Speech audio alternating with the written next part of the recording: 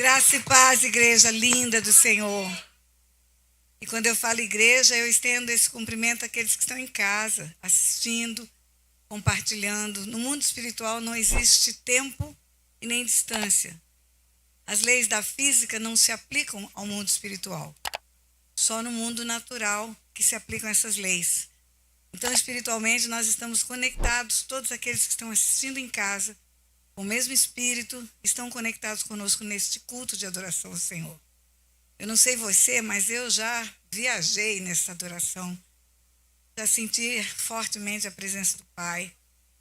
Já me regozijei de chegar diante do trono e creio que foi com você também. Eu quero acrescentar só um pititinho de palavra aquilo que o pastor falou a respeito da grandeza de Deus, desse Deus criador. Imagine você olhando essa figura que representa estrelas no firmamento.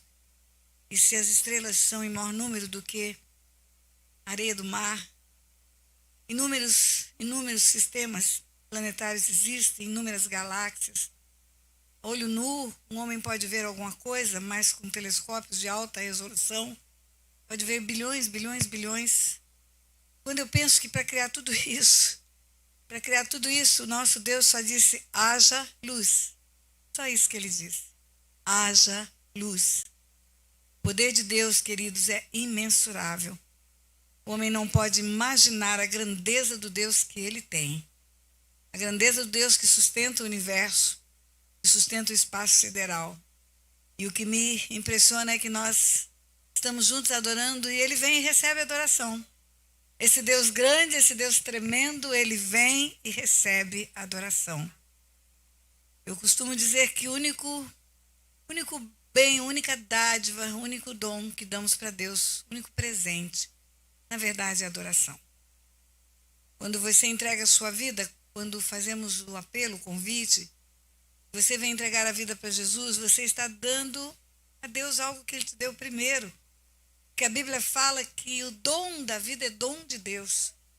Ele dá vida ao homem, Ele dá vida à respiração e tudo mais, está escrito na palavra.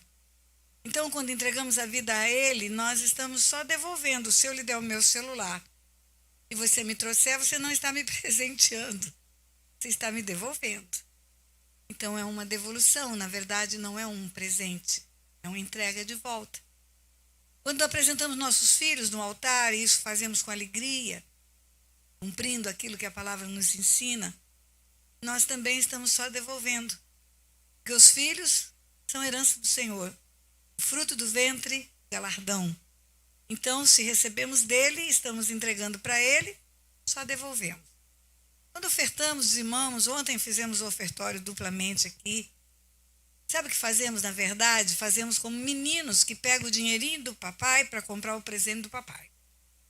Papai tem uma gravata para ganhar de presente, o filhinho não tem dinheirinho dele. Aí o filhinho pega o dinheirinho do papai, vai para 25 de março e compra a gravatinha do papai. Na verdade, é do papai. Não tem um tostão que chegue em nossas mãos. E não tenha vindo dele, não tem um emprego que ele não tenha aberto porta, não tem uma capacidade intelectual que ele não tenha dado para nós. Então, dízimos e ofertas, queridos, é só devolver para o papai, é tudo dele. Mas a adoração, queridos, a adoração não. Ele não nos adorou primeiro, ele nos amou primeiro. Ele nos amou quando não merecíamos absolutamente nada. E é por isso que ele procura adoradores, que o adorem em espírito e em verdade. Toda vez que você puder adorar, faça isso. Faça isso porque é a oferta real que você dá para o Senhor. Ele recebe com alegria, ele procura quem o adore. Ele procura. Eis-me aqui, verdadeiro adorador. Fale isso para ele, Senhor, eu quero lhe adorar. E o Espírito Santo ajuda, ele vem e nos ajuda a adorar como convém. Cada dia mais eu me convenço disso. Quando acordo nas madrugadas, eu abraço essa Bíblia, boto no meu peito, falo, Deus, eu quero lhe adorar de uma forma tão intensa como não fiz no dia de ontem, eu quero mais. E eu choro na presença de Deus, e eu me alegro na presença de Deus, e cada vez mais eu sei que Ele está escutando, ouvindo, recebendo e se alegrando. Eu vejo até um sorriso no rosto dele, sabia? Pai, muito obrigada por essa noite, por esse privilégio de servir aos santos que se reúnem neste lugar.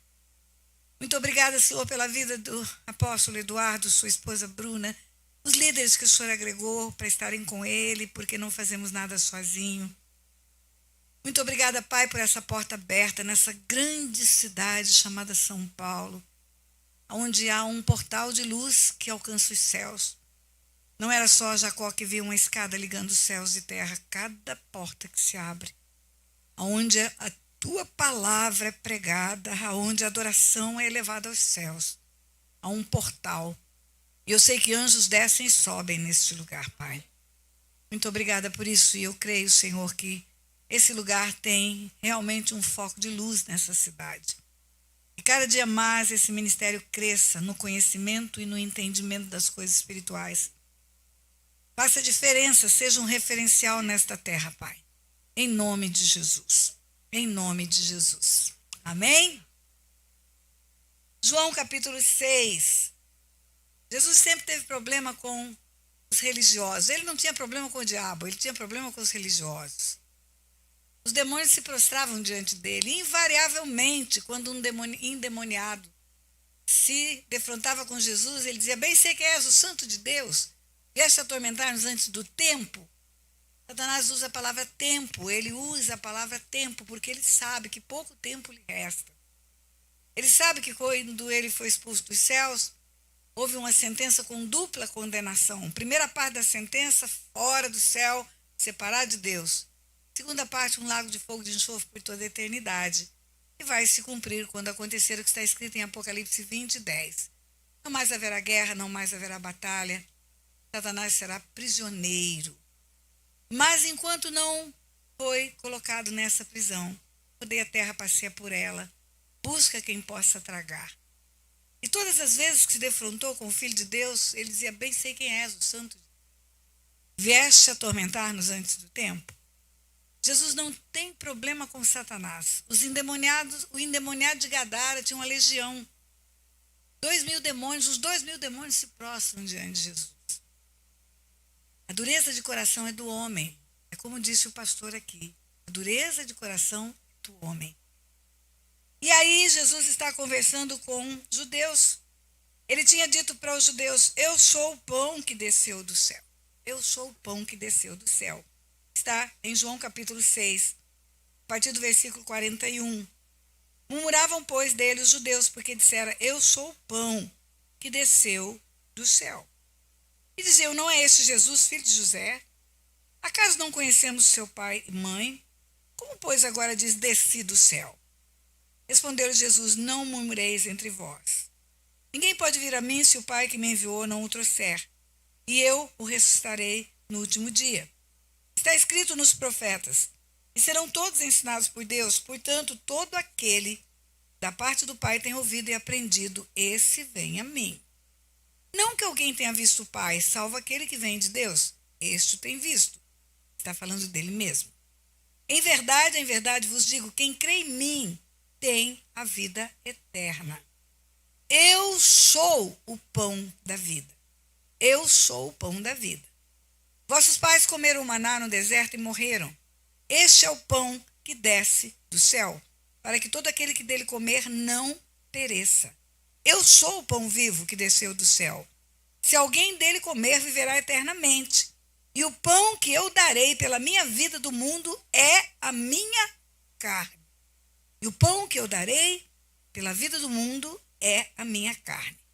Disputavam, pois, judeus entre si, dizendo: como pode este dar-nos a comer a sua própria carne? Respondeu-lhes Jesus: em verdade vos digo, se não comerdes a carne do Filho do Homem e não beberdes o seu sangue, não tendes vida em vós mesmos. Quem comer a minha carne e beber o meu sangue tem a vida eterna, e eu o ressuscitarei no último dia. Pois a minha carne é verdadeira comida, e o meu sangue é verdadeira bebida. Quem comer a minha carne e beber o meu sangue permanece em mim e eu nele. Glória a Deus. Gente, essa poltrona está tão chique, combinando com a minha calça preta e branco. Olha que luxo, né? Muito obrigada, viu, pastor, pelo cuidado. Quando Jesus se expressa para os fariseus, sempre há uma dificuldade de entender aquilo que é espiritual do que é natural. O homem é um espírito, ele tem uma alma e ele está dentro de um corpo. O corpo é o pacote, é a casca. O corpo vai voltar para o pó. Como disse o pastor, tem um cemitério ali, já voltou todo mundo para o pó. A alma é a porção do homem onde estão o intelecto, a vontade, as emoções, onde Deus nos formou para nos relacionarmos com outras pessoas, e onde fazemos escolhas que vão determinar a nossa eternidade. É na alma que está a escolha pelo pecado ou a escolha pela salvação. É na alma que o homem decide desobedecer a Deus ou obedecer. Por isso que está escrito em Ezequiel 18, a alma que pecar, essa morrerá. Quando o homem morre, o corpo volta para o pó e o espírito volta para Deus que o deu. O espírito é o sopro de Deus, é o ruach. É o sopro que Deus deu e torna o homem alma vivente. Quando Deus tira esse fôlego, o homem deixa de ser alma vivente.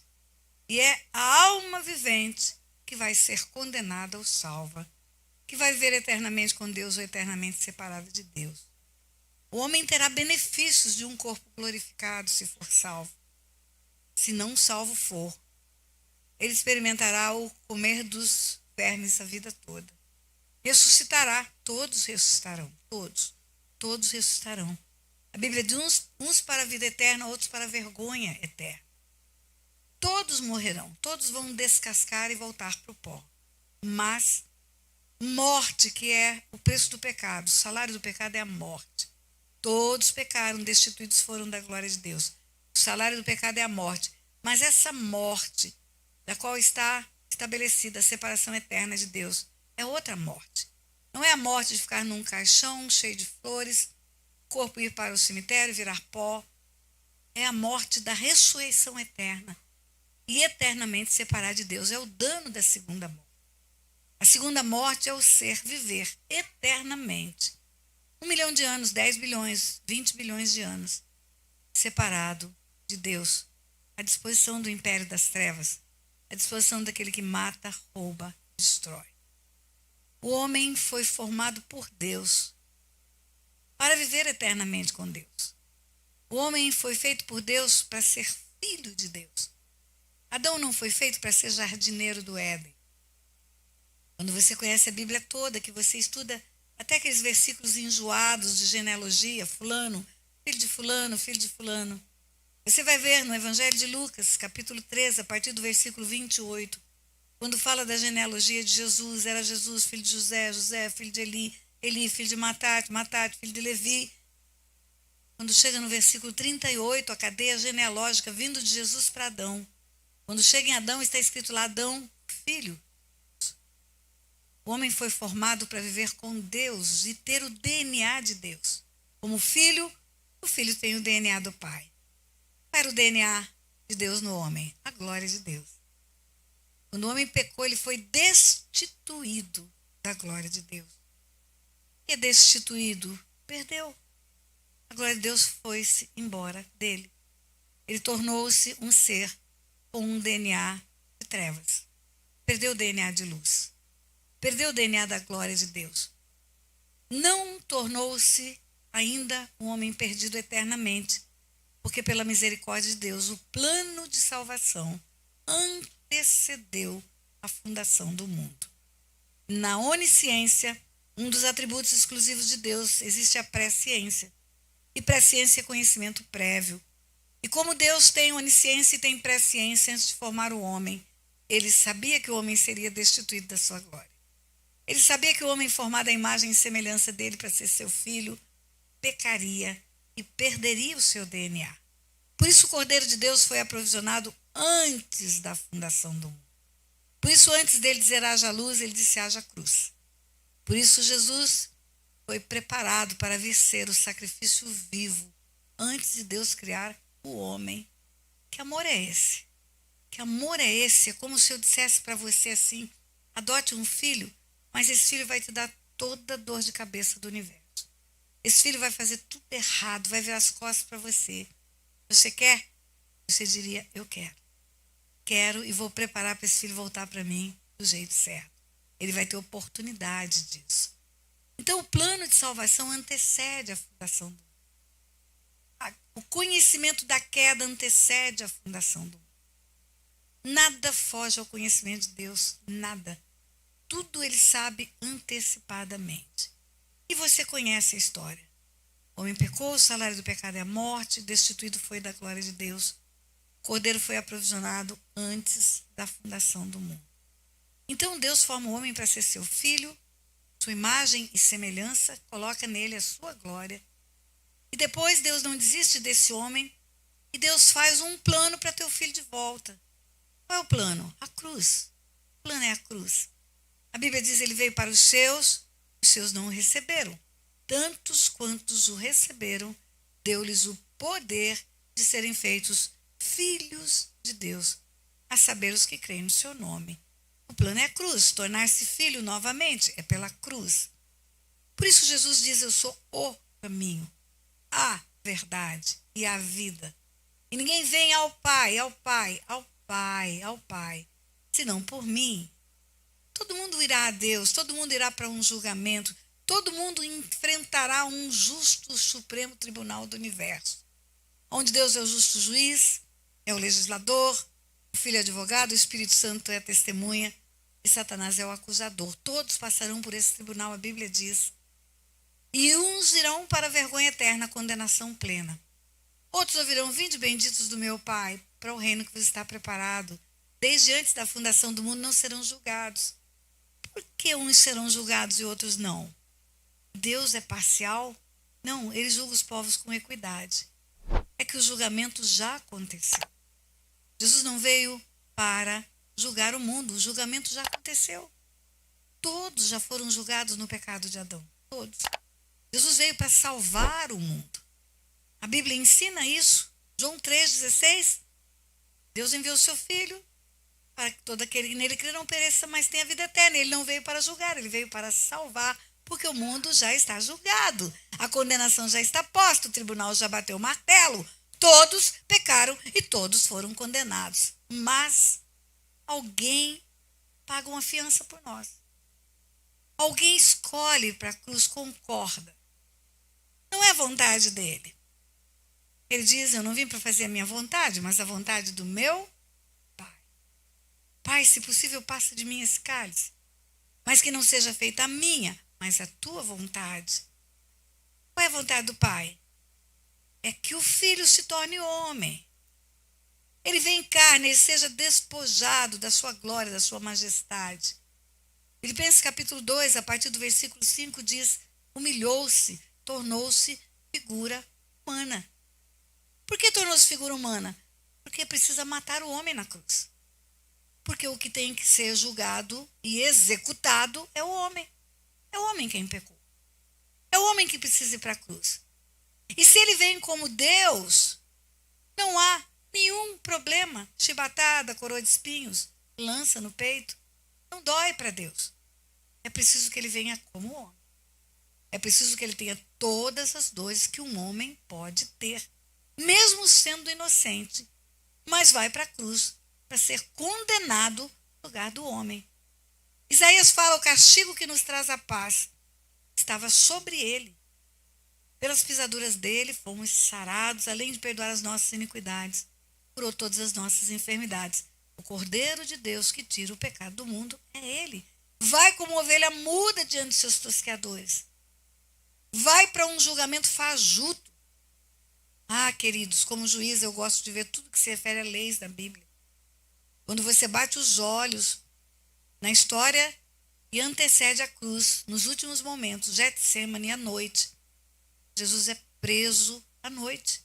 Mas pelas leis romanas não podia prender ninguém à noite. Por que os soldados vão com tochas no Getsêmani? Porque já estava escuro. E por que os soldados vão também com os servos do sumo sacerdote? Porque havia um conluio entre os soldados e os serviçais do sacerdote. Capangas do sacerdote. Prendem Jesus à noite e levam para a casa do sacerdote. Leia com olhos de ver João 19, 20. você vai ver que Jesus foi levado e passou a noite inteira sob tortura. Apanhou, levou esbofeteada de soldados, de serviçais, certamente em pé, desconfortável, tortura psicológica, tortura de toda a natureza. Só de manhã ele foi levado para o pretório, lugar de julgamento onde estava Pilatos, só pela manhã. De manhã levaram-no para lá. Agora pode, a lei permite. Abuso de autoridade, prisão feita ao arrepio da lei.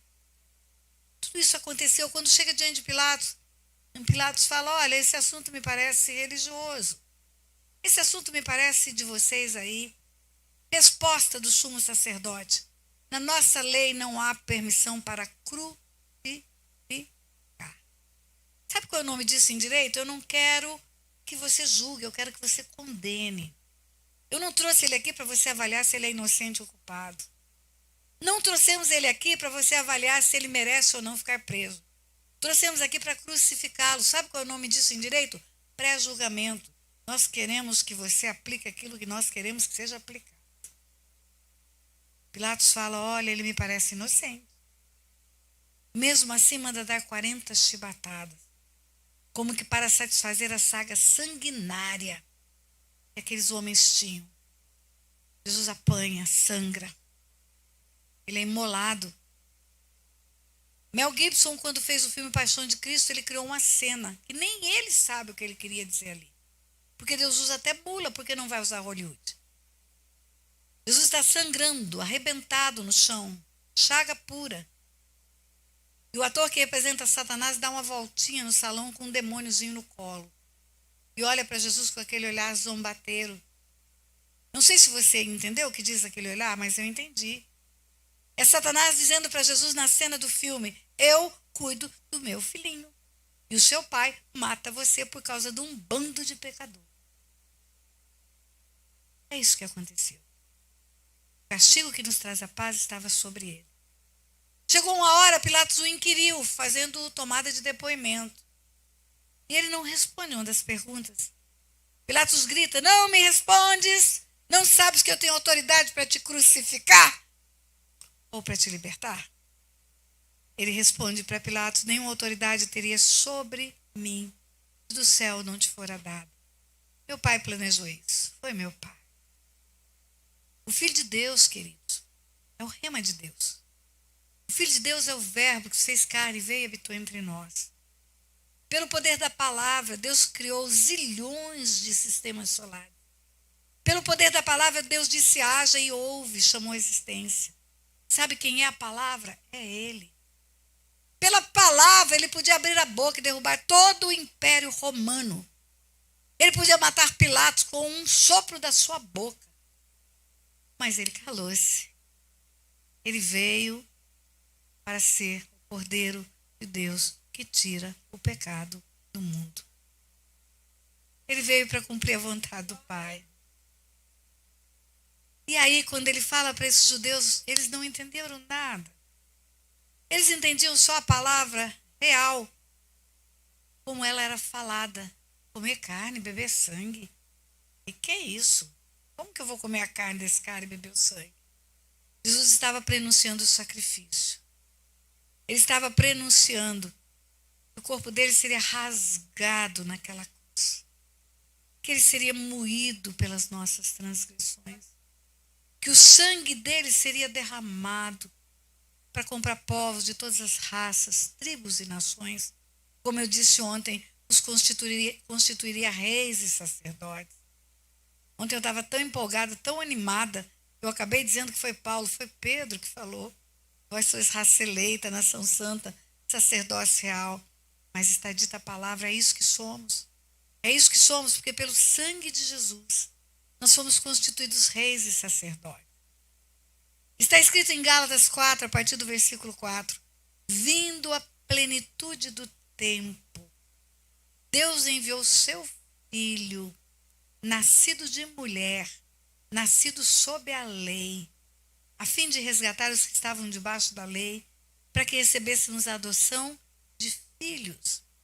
E porque vós sois filhos, Deus enviou ao vosso coração o Espírito Espírito do seu Filho, que clama, Abba, Pai. De sorte que não sois mais servos, mas sois filhos. E se sois filhos, sois herdeiros de Deus. Vamos lá entender isso, vindo à plenitude do tempo. Que história é essa de plenitude do tempo? Antes da fundação do mundo, Deus preparou o tempo em que nasceria o seu filho de mulher em carne, para com o DNA humano poder derramar sangue na cruz. Era preciso ter carne e sangue. Com essa mão ele pode pegar na mão do homem, porque ele é homem. Ele mesmo se diz filho do homem. Quando ele fala da sua volta, em Marcos 13, no sermão profético, ele diz: e verão o Filho do Homem vir nas nuvens com poder e grande glória. Mas ele é Deus, com essa mão ele pode segurar na mão de Deus. Ele pode fazer essa ponte, esse caminho entre o homem e Deus. Por isso há um só nome pelo qual importa que sejamos salvos. Por isso há um só caminho. Eu sou o caminho, ele diz. Eu não sou um caminho, eu sou o caminho. A verdade e a vida, ninguém vem ao Pai. Ninguém chega diante de Deus como filho, senão através da cruz, senão através do sangue e da carne dilacerada. Ninguém chega. Quem não comer a minha carne e não beber o meu sangue, não tem parte comigo. Os judeus não entenderam nada, aqueles homens não entenderam nada. Eles não entendem que Jesus está falando de um sacrifício. Algo que lhe custaria um grande sacrifício. Não apenas sentindo dor como homem, mas pior do que tudo, sentindo a separação do Pai, porque ele e o Pai eram um. Filipe um dia falou: mostra-nos o Pai. Ele disse: quem vê a mim vê o Pai. Eu e o Pai somos um. Quando você vê Jesus gritar naquela cruz, não que dor, não que lança, não que ferida, mas gritar: Deus meu, por que me desamparaste? Ele está gritando a separação que ele teve do Pai ali naquela cruz. E sabe por que o Pai o deixou naquela cruz e separou-se dele? E não chegou perto dele, o abandonou para o sacrifício. Porque o meu pecado e o seu pecado estavam sobre ele. Meu Pai não chega onde tem o pecado. Porque a santidade do Pai impede que ele esteja no lugar do pecado. O homem, quando escolhe pecar, ele é separado de Deus. O salário do pecado é a morte é separação de Deus. E se ele foi moído pelas minhas transgressões, o meu pecado estava naquela cruz. Pelas pisaduras dele eu fui sarado e as minhas iniquidades estavam lá. Então, naquele momento, o Pai não se aproximou dele. Por isso ele não queria ir para a cruz, não era por causa de dor. Era para não ser separado do Pai. O sacrifício foi feito. Todos nós conhecemos esse sacrifício. Todos nós. O mundo não desconhece, até quem não o reconhece como Deus sabe que ele foi para a cruz. A humanidade foi dividida em 2 tempos, antes e depois. Quando a Bíblia ensina que ele riscou o escrito da dívida que era contra nós. Ele fez o pagamento da conta. Na cruz, ele pagou a conta. Todos os homens não precisam ficar mais presos, ninguém. Ele amou o mundo, de tal maneira que deu o Filho. O Pai amou o mundo. E o Filho, em obediência ao Pai, por amor aos homens, deu a sua própria vida. E o perfeito sacrifício foi feito. Não precisa mais nada. Depois do sacrifício se consumar, ele diz: está consumado, acabou. Com o seu sangue, ele pode comprar povos de todas as raças, tribos e nações.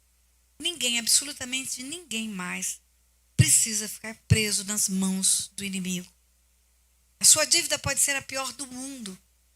Você pode ser um homicida. Você pode ser um adúltero. Você pode ser um terrível bandido serial killer. Mas se você quiser ficar livre, você pode entregar tudo isso para ele. Tudo isso vai para a cruz junto com ele. E o sangue dele limpa a sua história e você tem possibilidade de recomeços. Você tem possibilidade de começar tudo de novo. Onde abunda o pecado, superabunda a graça. O arrependimento é eficaz para cancelar o pecado. A confissão é eficaz. A Bíblia diz: se confessarem os vossos pecados, Ele é fiel e justo para perdoar os pecados e purificar de toda injustiça. A cruz é o marco da humanidade que permite ao homem não ir para a morte, ser restituído da glória de Deus, voltar a ter o DNA de filho. Volto a Gálatas 4:4. Vindo à plenitude do tempo, Deus enviou seu filho, nascido de mulher, nascido sob a lei, para resgatar os que estavam debaixo da lei, a fim de que recebêssemos adoção, filhos. E porque vós sois filhos, Deus enviou ao vosso coração o Espírito do Filho, que clamava: Pai, de sorte que não sois mais servos, não sois mais escravos, mas sois filhos. E se sois filhos, sois herdeiros. E aí você, além de ter a salvação, não ir para a morte, porque Ele morre no seu lugar, porque Ele é o sacrifício vivo que vai pagar a sua conta, porque Ele é o Cordeiro de Deus que tira o pecado do mundo, porque Ele risca o escrito da dívida que é contra você, porque a dívida está paga na cruz. Além de tudo isso, você se torna herdeiro. E aí você pode cantar: tudo que Jesus conquistou na cruz é direito nosso, é nossa herança. Tudo o quê, pastora? Tudo. As bênçãos aprovisionadas antes da fundação do mundo. A alegria da reconciliação familiar. A alegria da santificação. Tanta coisa. Eu ia passar 10 dias só falando sobre a herança que Deus tem para você. Tudo, absolutamente tudo. Mas o que eu quero te dizer nessa noite, você que está aqui, você que está em casa, escute você que está em casa. Escute você que vai continuar vendo esses vídeos no canal dessa igreja, no meu próprio canal. Bota essa mesinha mais perto aqui para mim, por favor. Pode até botar desse lado aqui, pastor, vai ficar mais fácil. Isso. Obrigada. Oi? Não foi nada não. Garrafa de plástico, glória a Deus. Muito obrigada. Muito obrigada. Você que está vendo, você que verá, você que vai, viralize esse negócio aqui, por favor. Multiplique, você multiplica tanta piada pela internet. Multiplique esse vídeo. Mande para pessoas que você conhece, que não conhece. Mande para os grupos. Porque todos precisam saber disso. O sangue de Jesus e a carne de Jesus podem dar vida eterna para uma pessoa. Podem tirar da morte. O sacrifício foi feito. Imagine, você deve uma fortuna num banco, Não tem um tostão para pagar. Vai ser condenado eternamente pela dívida. É o pecador, é isso. Aí aparece um benfeitor que não deve nada. Nunca deveu nada. Mas ele quer pagar a sua conta. Ele chega com um cheque prontinho de bilhões. Leva para o gerente e fala: está aqui, eu estou pagando a conta da Tânia. Para ela ficar livre dessa conta, para ela ser livre de condenação. O gerente fica feliz, mas não pode resolver sem a minha concordância. Não pode. Eu falo que o mundo espiritual é legal, não é legal de joia, é legal de leis. O contrato faz lei entre as partes, eu que devo, eu que tenho que resolver a minha dívida. O credor e o devedor, eu e o banco. Como que uma terceira pessoa quer pagar minha conta? Aí o gerente manda me chamar: Tânia, apareceu um bonzinho aqui. Nem sei se ele é normal, ele quer pagar a sua conta. Você quer? É quando falamos para as pessoas: Jesus já fez o pagamento da tua dívida na cruz, você quer? Jesus já entregou-se por você na cruz. Ele já morreu no seu lugar, você quer? Algumas pessoas dizem: eu vou pensar. É cedo ainda para isso. Riscou o escrito da dívida que era contra nós. Pagou o preço de ser separado de Deus. Foi moído pelas nossas transgressões. Por amor a todos os homens. E todos os homens estão salvos? Não. Somos 8 bilhões aproximadamente sobre a face da terra. Todos estão salvos? Não. O que é oferecido não muda a vida da pessoa. O que muda é o que é buscado. Eu vou à cruz. Recebo o sacrifício, como a carne e como o sangue. Que é o sacrifício que me foi feito, que veio para trazer vida para mim. Nós estamos no ano de 2021. O ano está terminando. Daqui a pouco será Natal. Faltam poucos dias. Eu quero levar você a 2021 anos atrás. Antes um pouco. Mais 9 meses. Apareceu um anjo a uma virgem, desposada de José, da casa de Davi. Escute você que adora Maria, que história linda que eu vou lhe contar. Escute você essa história. Quem ama Maria vai gostar dessa história.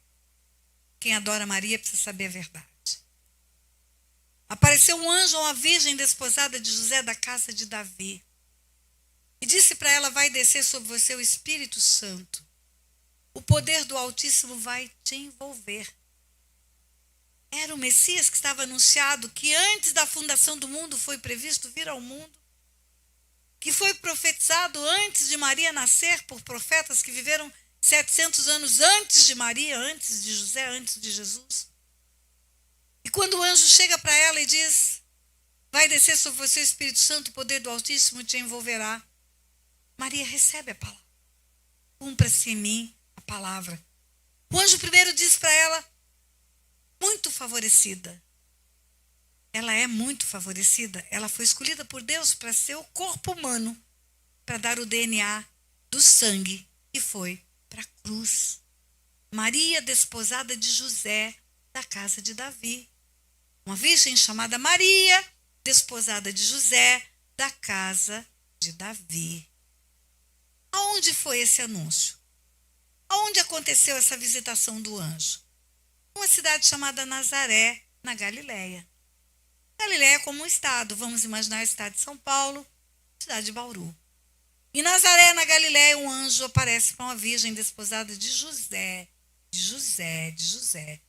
Não uma virgem desposada de Isaías, desposada de Messias, de Judá. É uma virgem desposada de José, da casa de Davi. Ok, é o anúncio do Messias. José quase que deixa Maria, porque ela era virgem, como que está grávida? Ela era sua noiva. Mas Deus não faz nada pela metade. O anjo fala com José: não a deixe, o que dela está gerado do Espírito Santo. Vai dar ele o nome de Jesus. Ou ele era o Messias, profetizado por Isaías. Agora ele vai ser Jesus. É esse o nome que ele vai ter. 30 anos, 33 anos, Jesus. Agora acontece algo. Deus usa vários profetas para anunciar as coisas que hão de suceder. A Bíblia fala que Deus não fará coisa alguma sem primeiro anunciar aos seus servos, os profetas. E tem outro profeta. O profeta Isaías diz que a virgem conceberia e daria à luz um filho. Está cumprindo a profecia de Isaías. Mas tem outro profeta, chama Miqueias. Ele fala o lugar onde o Messias vai nascer. E tu, Belém, Efrata, pequenina demais, para figurar dentre as milhares de Judá, de ti há de nascer o que há de reinar sobre Israel, o que tem as suas origens desde os tempos eternos. E tu, Belém, Efrata, pequenina demais para figurar dentre as milhares de Judá. Então é Belém da província de Judá. Judá é outro estado. Belém é outra cidade, não é São Paulo, Bauru. É Rio de Janeiro, Resende, é outro lugar. E tu, Belém, Efrata, pequenina demais para figurar dentre as milhares de Judá. De ti há de nascer o que há de reinar sobre Israel. Eita, tem alguma coisa errada. Reis não nascem em cidadezinhas pequenas do interior. Reis nascem em palácios. Mas a profecia conclui: aquele que tem as suas origens desde os tempos eternos. Ah, então é aquele que é o Alfa e o Ômega. É aquele, porque através dele tudo que foi feito se fez. É aquele que é o rema de Deus, é a palavra, é o verbo que se fez carne, vai nascer em Belém. Miqueias escreveu. Mas tem um probleminha. A barriga está em Nazaré, na Galileia. E a profecia diz que vai nascer em Belém, da Judéia. Mas isso não é problema para Deus, queridos. Deus não tem problema, ele usa mula, ele usa Hollywood, ele usa imperador. Ele usa o imperador para fazer um decreto, obrigando que cada um vá se recensear na sua cidade de origem. O imperador acorda e pensa que é da cabeça dele. Eu preciso saber quem é de onde. Vou obrigar esse povo por um decreto para ir fazer o recenseamento na sua cidade, para eu saber quem Roma governa. E agora? E agora, José? E agora, José? A virgem é desposada de José, da casa de Davi. José precisa ir para Belém. A casa de Davi é Belém. José tem que ir para Belém recensear, porque ele tem que obedecer o decreto do imperador. E José sabe que no ventre de Maria está o Redentor. O anjo falou. José sabe que aquela barriga é a barriga mais preciosa do universo. José não pode deixar a barriga para trás. As mulheres não são contadas. Não eram contadas. Podia José sozinho. Mas ele não foi só. Coloca Maria no jumentinho. E paqueté, paqueté, paqueté, paqueté, paqueté, paqueté, paqueté, paqueté. As mulheres hoje sentam em bolas para fazer exercício para parir. Normal, né? Deus deu um jumentinho para Maria. A verdade é, quando chega a hora de nascer o menino, aonde estava a barriga? Em Belém, na Judéia. Sabe por quê? Porque José é importante no processo. Porque Deus é um articulador. Deus é um estrategista. Todos são importantes no processo. Diga, todos são importantes no processo. Aí, como o jumentinho deve ter ido devagar, porque a moça está grávida, quando chegou Belém, lotada. Não tinha mais lugar. Todas as hospedarias lotadas. Mas ela vai ganhar bebê. Ela vai ganhar bebê. Ela precisa de um lugar de comodidade e conforto. Tudo lotado, tudo cheio. Portas não se abriram. Nenhuma porta se abriu. O menino nasceu na estrebaria. O menino foi colocado numa manjedoura, você sabe. Você vai ver 1000 shoppings lotados no mundo. Com consumismo, com tudo. Pouca gente sabe que realmente significa o Natal. É a chegada do Redentor da humanidade na Terra. É o nascimento do Filho de Deus que veio para morrer na cruz. É o homem, filho de Maria, mas é o Deus, Filho de Deus. É o Deus homem que chega na Terra. Portas não se abriram. Passaram-se 2021 anos. Sabe o que está escrito em Apocalipse? Eu estou à porta e bato. Se você abrir, eu vou entrar em sua casa. Ele entra na casa, ele entra para mudar a família, para mudar a história, para transformar a história. E aí ele continua batendo a porta, ele não é mais um menino numa manjedoura. Ele não é o bebê nos braços de uma mamãe. Ele cresceu, ele tornou-se homem e como homem ele foi para a cruz. E ele foi moído pelas nossas transgressões. E ele ressuscitou dentre os mortos, e ele subiu aos céus. E ele está à destra de Deus, ele é o único que derramou sangue e teve carne dilacerada para comprar povos de todas as raças, tribos e nações. Assista o filme Paixão de Cristo. Maria não está na cruz, José não está na cruz, João não está na cruz, Paulo não está na cruz, só ele está naquela cruz. Só ele foi rasgado. Por isso ele diz, quem comer a minha carne e beber o meu sangue, esse terá a vida eterna. É esse sacrifício que vai me dar a vida eterna, que vai dar a vida eterna para você. Já foi feito tudo, já está consumado tudo. Você precisa receber o sacrifício, porque ele foi feito por você, é por você, é para você, é por você. A Bíblia diz que uma vida vale mais do que o mundo inteiro. Nada tem sentido, coisas não têm sentido para Deus. Dinheiro não representa nada para Deus. Mas uma vida vale mais do que o mundo inteiro. Jesus morreria de novo por você. Ele faria tudo de novo se preciso fosse por você. Não demore a entrar no lugar certo com a sua vida. O ano está terminando, é hora de você fazer um alinhamento com Deus. Largue tudo que te separe de Deus. Deixe tudo que tire você do caminho da vida eterna. Rompa com todas as alianças iníquas que você tem. Não espere amanhã, faça isso hoje. E faça uma aliança com Jesus hoje. Hoje. Diz: eu quero comer a sua carne, beber o seu sangue e ter parte com você e ter vida eterna. Eu não poderia deixar de fazer isso na última oportunidade que Deus me dá para falar dele. A última oportunidade que ele me dá para falar do Evangelho. Eu não poderia deixar passar, não falar de outra coisa. Tinha que falar disso, desse grande amor, desse grande sacrifício, desse grande projeto de Deus pela humanidade. Ele amou o mundo de tal maneira que deu o Filho para salvar o mundo. E você só precisa receber. Você só precisa receber. Se tem alguém nesse lugar e também em casa que nunca recebeu esse sacrifício, acha Jesus precioso, cheiroso, lindo, mas nunca recebeu esse sacrifício, nunca tomou para si essa bênção, esse benefício dessa morte na cruz, quer fazer isso nessa noite? Não termine o ano sem fazer. Levante-se onde você está aí, levante sua mão só para eu lhe identificar se você está nesse salão. Não sei se aqui são todos membros dessa igreja, porque hoje é dia de ceia. Certamente vieram celebrar esse momento tão precioso. Mas você que está em casa, é só uma decisão. Eu disse que é uma decisão, é uma escolha sua. É só você crer com o coração e confessar com os lábios. É pelo poder da palavra que as coisas acontecem no mundo espiritual.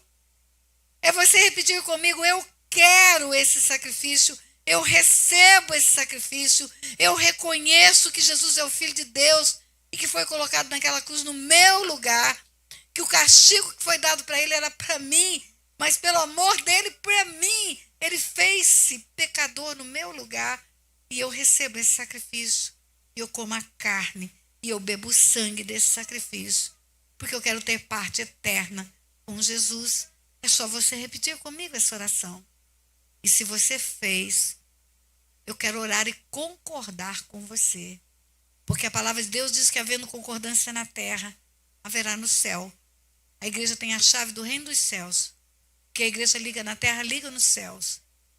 Eu ligo, Pai, eu concordo com cada pessoa que ao ouvir esse vídeo ao longo dos próximos meses vai fazer a oração, crendo que Jesus é o teu filho, com o coração, confessando com os lábios, tomando o senhorio de Jesus sobre a vida deles, entregando-se para serem seus filhos, para serem comprados por esse sangue derramado na cruz. Concordo, ligo na terra. Peço ao Senhor que escreva o nome deles no livro da vida, Pai, para que eles possam, na ressurreição dos mortos, viver eternamente com o Senhor, conosco como família do Senhor, em nome de Jesus. Diga amém bem forte.